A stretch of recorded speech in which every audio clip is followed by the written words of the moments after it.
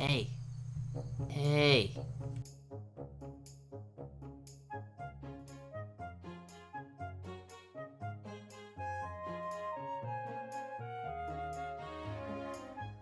Hey there, buddy. What the heck was that for? Well, I was just in the neighborhood. I had a couple questions for you. Alright. Like what? Alright, look, I play a lot of D&D, and when I'm playing, I just don't know how to keep conversations going, and I feel like I can't pay attention, and I don't know what to say next, and conversations just stop. And also, I feel like I'm not being funny enough, like I'm not as funny as other people, or like when I watch Critical Role, or shows like that, I'm not the same level. Is that all? No, look, it's okay. Alright, here. I got just the thing for you. Follow me.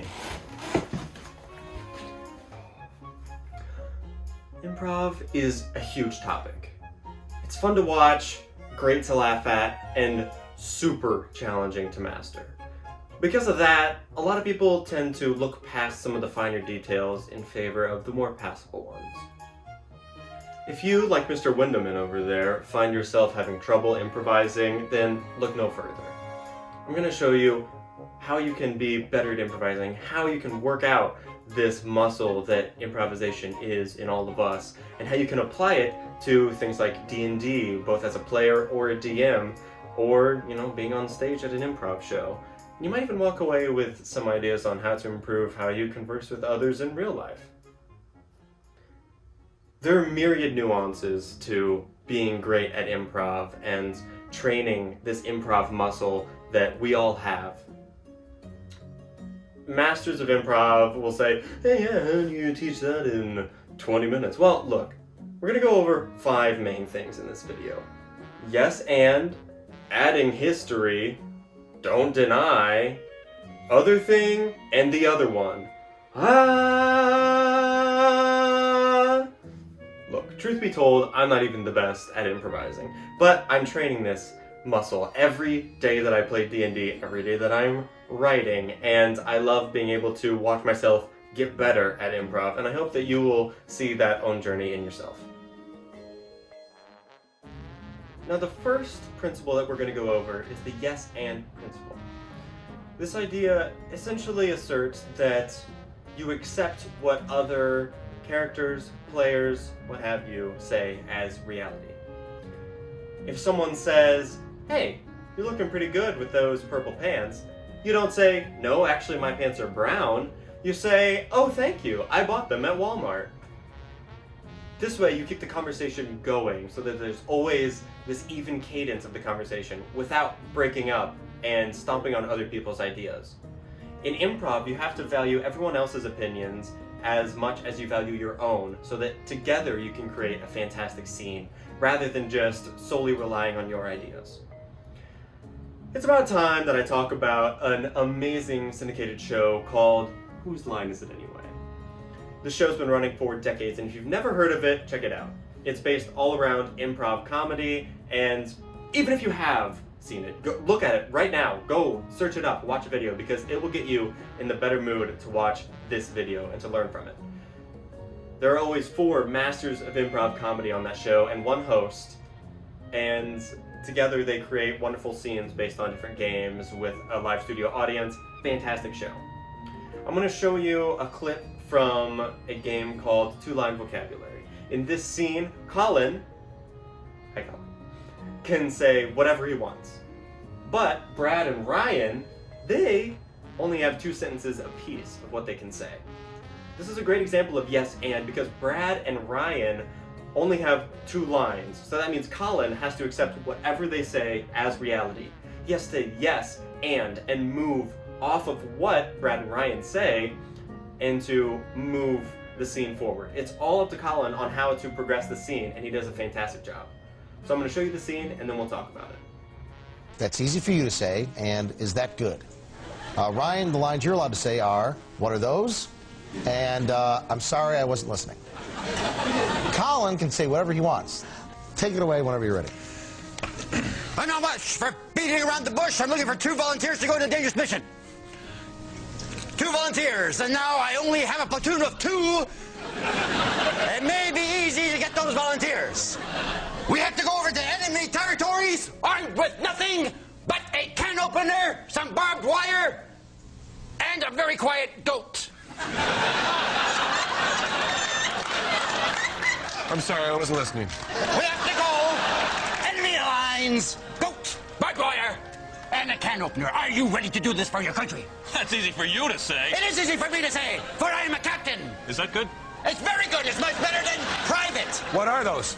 Those are stripes. They make me the captain. You are privates. Now, I was told to take hold of the privates, go into enemy territory, and fulfill the mission. Okay, so props to Colin for setting up the scene so well with very little intro from the outside. Does a great job.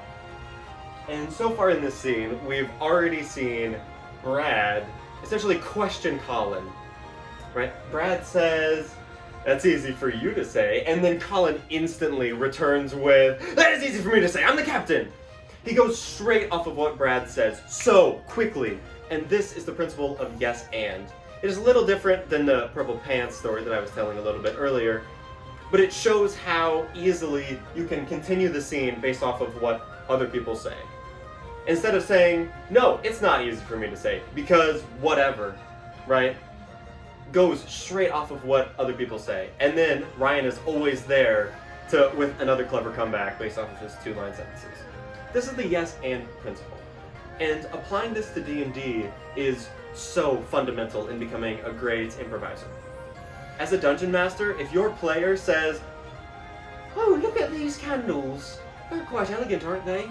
If you haven't been describing candles, then you can instantly talk about, use their observations to further the scene. Say, "Oh yes, and these candles are spread out among all of the tables, except for one table where the candle is put out. The person at that table has their hood very low." Even just that scenario that I just improvised myself reminds me of, say, Lord of the Rings, when the 4 hobbits first meet Strider. You can use those ideas to further the narrative, and as the player, if you're a dungeon master, or if another character says, "Sure, walking with a nice limp," you can say, "Yeah, I hurt my leg the other day, and because of that," and then, use that observation that someone else made to further what decisions you make down the road. Maybe you will tell the DM that you don't want your full 30 feet of movement. Maybe you want to only have 20 because you are, handicapped in that way. Or perhaps, you would use that to influence your role play. Maybe you would say, "Oh man, my knee's really hurting," and at the next town, seek out some sort of medical attention. That's the yes and principle. And now, let's talk about number 2, because this is just as important. It's the idea of adding history. Now, perhaps it's difficult for you, like Colin, like we saw in that 2-line sentences video, to just create ideas off the top of your head. That's okay, that comes with experience.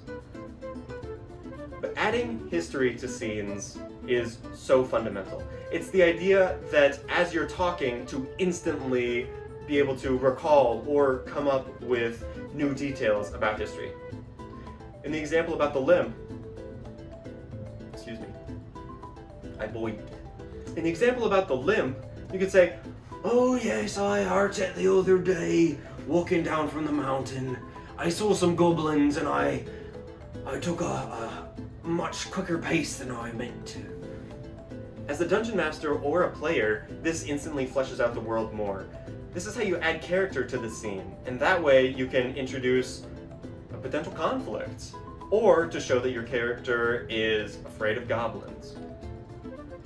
These are ways that we can show things about characters or about the world you find yourselves in without inherently saying, having an info dump to the players and saying, "Yes, well, there are some goblins up there and people have been injured."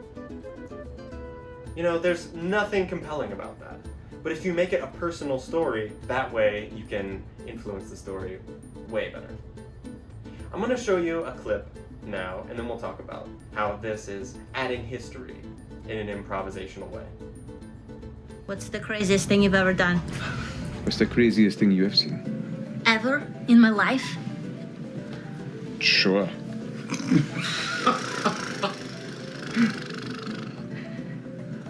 Oh shit, I've seen some crazy shit. This one time, I saw a bug carrying a piece of bread that was like 5 times its size. And he was carrying it upstairs, like up, and then he would turn, and then it would go up, and then it would turn. Will Wanda Sevasis. Alright, the scene you just saw is from Critical Role, obviously. It's from Campaign 2, and Laura Bailey, from this video that's aptly named Laura Bailey is a God at Improv. She's playing Jester, the Tiefling Cleric. Matt Mercer is playing an NPC and asks her, Jester, what the craziest thing she's ever seen is. Laura goes into making up this story about how she saw a bug, and then just goes further into it. This completely improvisational idea of this story, the craziest thing she's ever seen. Of course, Laura comes up with some fantastical ideas and it's funny to watch, but at the heart of it, she's making up these historical points, and this influences her. It tells you things about Jester. If you've never seen Campaign 2 of Critical Role, which you should, check out Critical Role. Hey, Dungeons and Dragons. She plays this cleric, and this shows ideas about Jester as a player, or as a character, rather. Shows you that she thinks that small things can be amazing. Shows you that she's whimsical.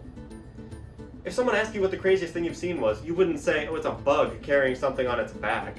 You would say something huge, but it shows that Jester has this eye for detail. This is a great way and a great example of adding history in an improvisational way. It's something that the cast of Critical Role does so well, these experienced actors and improv talents, and it's something that you can learn to do too. Always be thinking from your character's perspective. What would they have seen? What can you add quickly to the story? Even if you don't know where the sentence is going to end, just like we saw with Laura and Matt, you can just start talking. Make pauses, act in character. And that leads me into a later topic that I'll talk about in a bit. But let's now move on to number 3, which is don't deny. Like I talked about with number 1, which was yes and. Check that out if you missed it. Think about in a world where you would say, I've seen backpacks far larger than yours. You don't want to say, that's not true. You've never seen that. You want to say, oh my gosh, really? Where are these backpacks? I need a bigger backpack.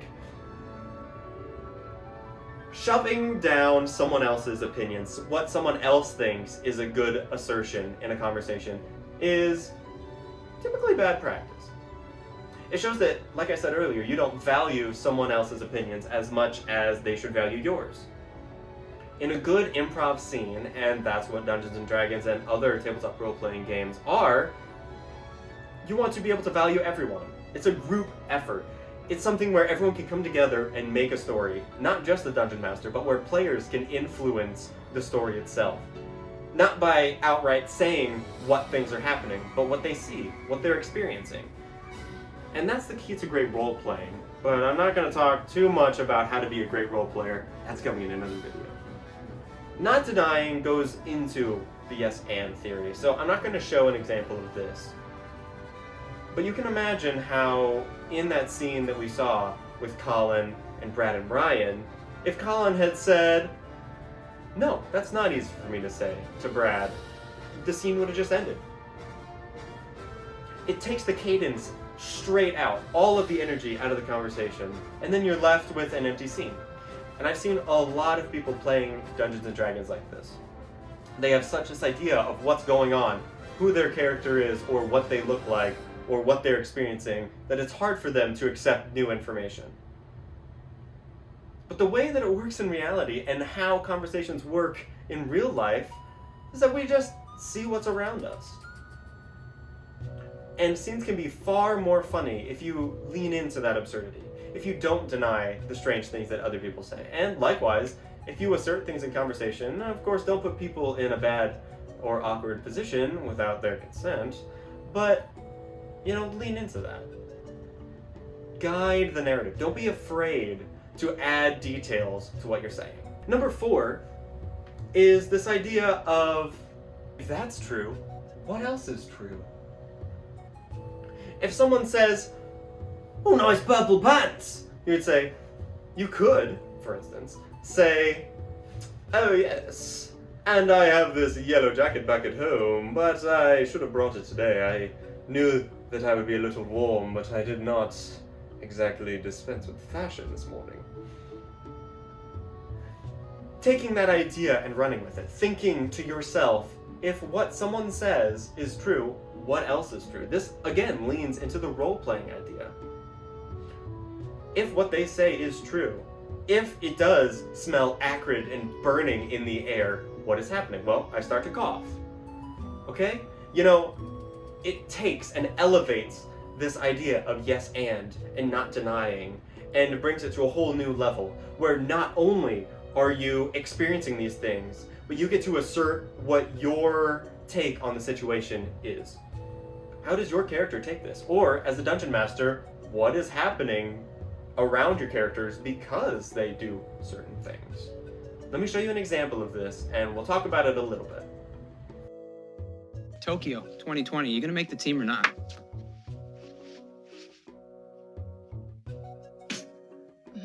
Wow, rooting for you. Amazing, just amazing. Now, you are famously single and have been living that life for many, many years, just a girl on the town. What is that like? It's great. Yeah, I love it. I love it being single and going to bars and dancing at clubs. It's fun. Oh man, vicariously living through you. Just living through you vicariously. Yep. Absolutely. This is a clip from Will Friedle talking to Laura Bailey on some Critical Role show. I don't know. Will makes the statement about how Laura Bailey is famously single, which she's not, by the way. She's married to Travis Willingham. Watch Critical Role, seriously. I watch too much. Anyway, instead of saying, no, I'm not single, I'm married to Travis, she takes the funnier route, leans into it. And she begins thinking, what else is true if I'm single? She says, right, "Ha! I love going to bars." Right, that's funny, man, and other stuff like that. That's funny. And this is how you improv. You say, if I am single, what would I do? If I, as a person, was this, or if this was happening to me, what would my new circumstances be? This adds an element to role-playing, and of course this isn't a role-playing situation, but she is leaning into the improv. Just brandishing the sword around. I found it in my closet. I should probably put this down. That's dangerous. But it's probably fine. So, Laura Bailey is fantastic at this. This is a great example. It's also an example of how someone can set the scene, like Will Friedle. He comes up with this idea that she's single, and just to see how she reacts, and he leans into it as well. He pokes her and prods her and to see what ludicrous things she will say. In Dungeons & Dragons, leaning into this idea of thinking about what else is true, it just fleshes out the scene even more. This is a funny example of this in an improvisational setting. But you can see how, as a dungeon master or as a player, thinking about, how to elevate the scene, how to elevate your character and elevate their role-playing by using this technique would be fantastic. It would add to the narrative, and it would be more funny for anyone playing and watching. So now number 5, which is the last one of what I said was going to be in this video, but there's a bonus, so stick around. Guys, not okay. I think this shrank in the wash, whatever. You can see on the dog hair on me. The last big one that I personally love is the idea of making appropriate actions. No, this doesn't mean not doing lewd or naughty things. Of course, yeah, you gotta make sure that the players at your table are comfortable, and in real life, you don't want to make people uncomfortable by making inappropriate actions. I'm not advocating for any of that. What I am advocating for is the idea of thinking about who your character is, of paying attention to the conversation and what's going on, and then thinking, what can I do to elevate the scene? My dogs. Bark, bark.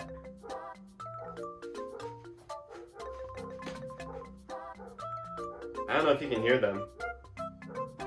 She's really barking. I was talking about what you can do to elevate the scene. Damn it. Found my other sword. I didn't do anything to my dogs. She just stopped barking, I think. I just went to see what was up. It's fine. Nobody was breaking in. Anyway, the thing is making appropriate actions to elevate roleplay and the setting. Again, this doesn't mean making, not making inappropriate actions, but again, don't do that. It's thinking about things. I don't know if you guys. Oh, jeez. It's thinking about things like that you can be doing when you're not taking the limelight. If someone else is talking in your campaign, and you, for instance, have a video call going where other people can see you, or if you're like us at the Starlight Company, where we record and stream our Dungeons & Dragons sessions, check it out, twitch.tv/Starlight Company.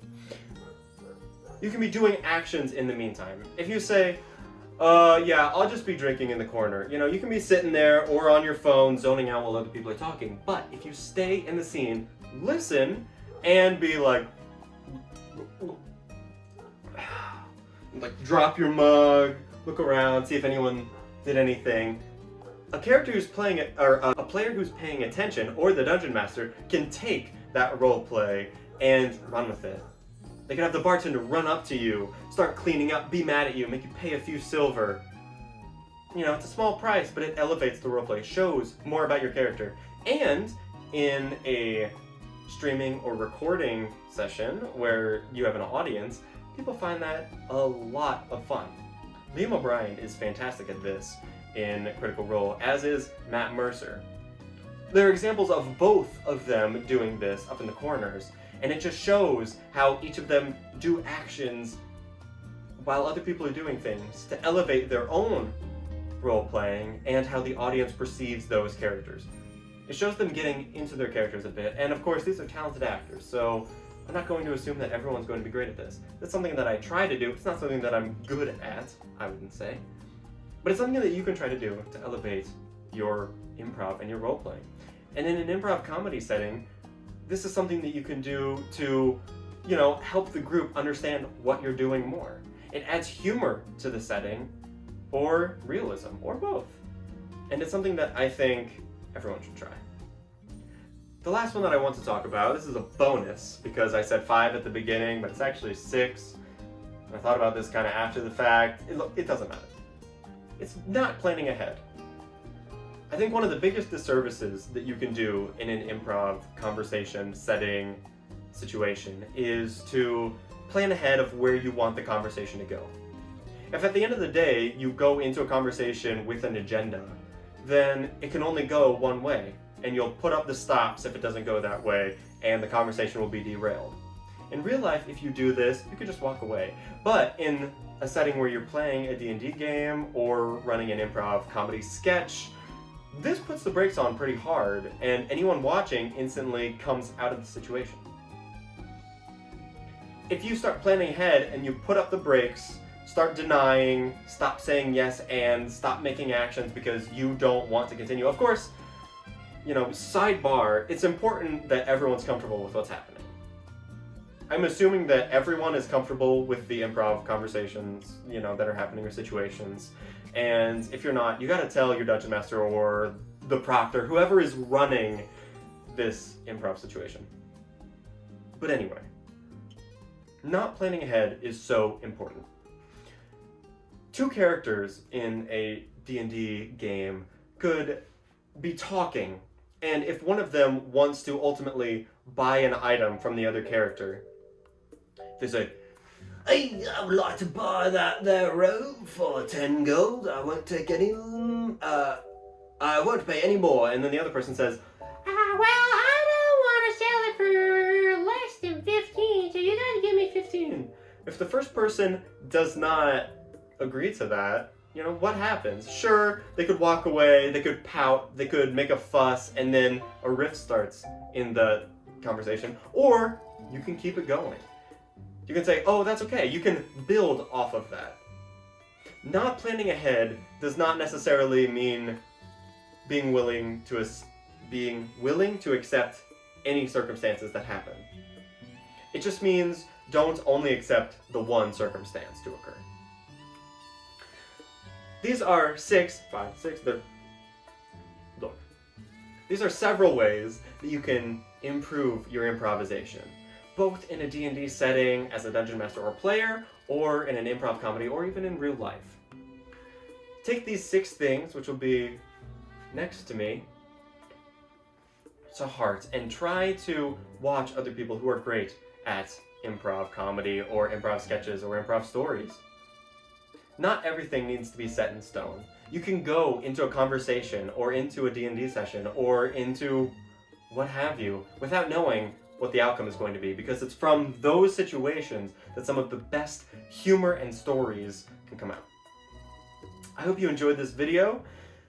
Thank you for watching. Again, my name is Jacob Fox with the Starlight Company. We play Dungeons & Dragons over on our Twitch channel and on our YouTube channel. We do all sorts of things, so please do me a favor, like this video, subscribe. It really helps, and it helps increase the production quality of these videos. Again, I hope you enjoyed, and there will be videos all around me for you to check out. But please, have a wonderful Telltale day. Bye!